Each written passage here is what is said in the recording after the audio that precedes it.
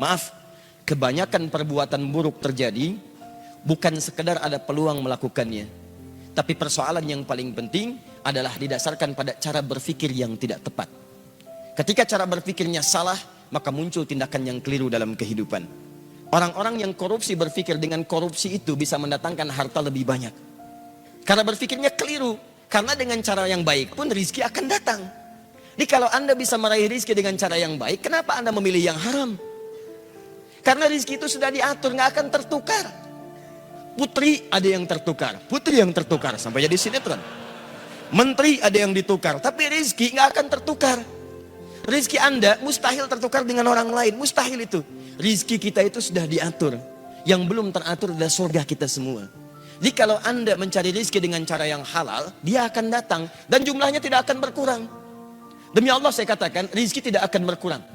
Sifatnya diberikan sesuai dengan pas kebutuhan kita, sesuai dengan maslahat kehidupan kita. Misal, si fulan rizkinya 1 miliar, yang satu 1 triliun. Lihat sini, baik yang ini ataupun yang ini, ketika Allah berikan, itu bukan ingin menunjukkan si fulan sedikit, yang lain banyak, bukan. Tapi untuk menjelaskan kepada hambanya, walladzi qaddara fahada. Allah yang telah menetapkan semua ukuran kehidupan, yang dengan itu memberi petunjuk kepada hambanya, itu yang paling maslahat yang bisa ia gunakan. Yang ini diberikan 1 miliar, karena dengan satu bekal 1 miliar ini, itulah peluang dia lebih dekat kepada Allah subhanahu wa ta'ala. Karena dia diberikan kelebihan yang lain untuk mendekat kepada Allah, lebih dibandingkan dengan harta benda. Ada yang diberikan tenaga, memang cuma 1 miliar, sebulan didapatkannya 1 juta, kadang 500 ribu, kadang-kadang meningkat 10 juta, dia merasakan dari sisi yang tidak terduga. Tapi tenaganya banyak untuk bangun tahajud, dia bisa mengalahkan nonton bola, dia bisa mengalahkan hal-hal yang lain, dia hindari begadang, dipakai tahajud. Orang datang ke masjid saat azan, ternyata yang azan dia. Yang ini beda. Tenaganya belum terarah untuk bisa memaksimalkan tahajud. Puasanya belum konsisten. Azan belum mampu dilakukan. Maka Allah berikan peluang untuk menyusul amalan yang lainnya dengan pendekatan harta benda. Diberikanlah kemudian kelebihan dibandingkan dengan yang ini dari sisi harta materinya. Apa motivasinya? Bukan untuk menegaskan status sebagai orang kaya. Kalla. Bukan itu maksudnya. Kalau cuma kaya, Allah sudah tunjukkan di masa lalu. Ada yang lebih kaya, namanya Qorun. Qorun. Saking kayanya, sampai sekarang melewati masanya, itu masih diburu peninggalan hartanya. Akhi mau kemana? Samudra Hindia. Ngapain? Cari harta Qorun. Yang dicari, harta karun. Dan belum pernah ditemukan ada orang mencari harta selain Qorun. Tidak ditemukan. Tapi Qorun salah jalan. Dia gunakan hartanya hanya untuk sekedar berbangga, dan diabadikan kisah itu dalam Al-Quran bukan untuk menjadi kisah yang kemudian banyak dikenang dan disampaikan atau bahkan didongengkan. Allah ingin memberikan gambaran bahwa sudah pernah terjadi orang kaya sombong dan hasilnya mengecewakan. Quran surah ke-28 ayat 76 sampai dengan 77-nya. Inna Qaruna kana min qaumi Musa fabagha alaihim. Qarun itu hidup di zamannya Musa. Maka dia sombong dengan anugerah Allah. Bagha ala itu sombong dengan harta. Kalau togho itu sombong dengan kedudukan. Makanya ketika Fir'aun sombong disebut togho. Idhab ila Fir'auna innahu togho, bukan bagha. Tapi Qarun disebut bagha. Inna Qaruna kana min qaumi Musa fabagha alaihim. Dalam bahasa Arab, kalau orang disematkan kalimat bagha pada dirinya, itu artinya sombong dalam hal status terkait dengan harta benda, hartawan. Kalau tagha itu sombong dengan kedudukan. Alhamdulillah. Uniknya, dua-duanya hidup di masa yang sama. Penguasa zalim berpartner dengan pengusaha gelap. Jadi,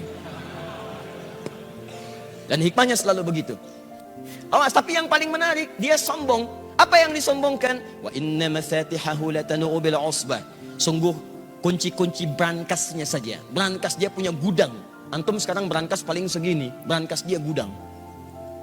Kuncinya saja itu dipikul oleh bodyguardnya, betapa sulit dan beratnya.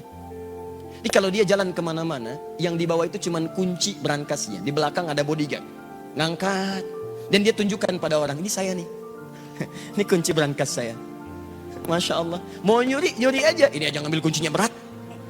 Qarun jalan seperti itu. Saya tanya pada Anda ya, kalau Anda punya berangkas satu, kuncinya akan Anda publikasikan atau Anda sembunyikan? Saya belum pernah temukan ada orang beli berangkas satu, kemudian dia kuncinya dipublish. Ceklik, kunci berangkas saya. Cari masalah. Cari masalah. Jadi kalau Anda belum pernah sekaya Korun, gak usah ikutan sombong. Tidak usah ikutan sombong. Anda telat. Telat, terlambat, kesiangan, kepagian, kemalaman. Dan keterlaluan. Karena apa yang Anda sombongkan lebih kecil dibandingkan apa yang dimiliki Korun yang Allah titipkan kepadanya. Jadi kalau harta Anda nggak seberapa dibandingkan Korun, nggak usah ikutan sombong. Anda ketinggalan. Kalau ada orang kaya lewat ITB sombong, berdiri di depan Anda, sampaikan, maaf Pak, Bapak telat. Selesai. Udah. Dihancurkan oleh Allah, fakhassafna, kami tenggelamkan semuanya dengan harta-hartanya. Tapi kemudian turun kaidah. Wabtaghi fima atakallahu daral akhirah wa la tansa nasibaka minad dunya. Saya titipkan harta ini terlihat seperti lebih, tapi sesungguhnya kata Allah, harta ini saya titipkan untuk mencari kemuliaan akhirat yang tidak bisa kamu kejar dengan potensi yang lainnya. Jadi Anda pulang ke rumah, coba lihat titipan mana yang Allah titipkan kepada kita secara dominan. Ada yang kedudukan, pakai kedudukan itu untuk beramal. Sebelum itu ditukar. Karena kaidah kedudukan tidak abadi. Buka Quran surah ketiga, Ali Imran. Dari ayat 26 sampai 27-nya. Qulillahumma malikal mulki tu'til mulka man tasha wa tanzi'u mulka mimman tasha. Anda yang sekarang misalnya jadi rektor, ada yang misalnya bupati, wali kota, macam-macam. Sepanjang melekat kedudukan itu titipan. Supaya Anda bisa beramal dengan kedudukan itu. Sebab itu peluang, kalau sudah nggak ada lagi, peluang itu terhapus dari diri Anda. Mumpung Anda misalnya direktor nih, misal buat sebuah misalnya ketetapan, tanda tangan bagi mahasiswa, para dosen, ya ketika masuk waktu sholat diutamakan bagi siswa yang muslim, dosennya misalnya, ayo maksimalkan sholat berjamaah di masjid. Anda tuliskan, bubuhkan tanda tangan. Begitu ada orang-orang yang ke masjid karena melihat surat dengan tanda tangan Anda, setiap orang yang ke masjid Anda mendapatkan bagian pahalanya. Dan saya katakan kepada Anda, orang ke masjid itu bukan cuma sholat, datang. Dia berdoa, sholat 2 rakaat ada pahalanya, duduk i'tikaf ada pahalanya, baca Al-Quran setiap hurufnya ada pahalanya. Dan ketika dia berangkat karena tanda tangan Anda, karena informasi dari Anda, maka berapa pahala yang Anda dapatkan dalam kehidupan di muka bumi. Jabatan selesai, begitu selesai Anda pensiun, selesai. Tapi ada yang abadi yang ketika Anda bawa ke hadapan Allah, itu yang Anda banggakan di hadapan Allah Subhanahu wa ta'ala. Maka teman-teman sekalian, kembali ke sini, segala yang Allah titipkan hakikatnya untuk mendekatkan diri kita dengan Allah Subhanahu wa ta'ala. Dalam konteks ini kita diminta oleh Al-Quran untuk saling membantu dalam kebaikan dan menghindarkan sifat iri hati yang membuat kita sulit untuk menjalin ukhuwah terbaik dengan sesama kita. Wala taj'al fi qulubina ghillan lil ladzina amanu. Nah, di antara cara untuk merekatkan ukhuwah satu dengan yang lainnya, maka Allah Subhanahu wa ta'ala menurunkan ayat-ayat, Nabi menyampaikan keterangan-keterangan hadis yang saking pentingnya ayat dan hadis ini, para ulama memberikan porsi pembahasan tersendiri. Namun sayangnya ada ungkapan-ungkapan kekinian yang bahkan menggugurkan semua petunjuk ayat dan hadis itu, sehingga banyak orang salah dalam cara berpikir dan mengambil kesimpulan. Itu yang coba kita luruskan, kita turunkan ayatnya, kita keluarkan hadisnya, dan kita bahas kemudian ungkapan-ungkapannya, sehingga kita bisa jawab dengan pendekatan logika.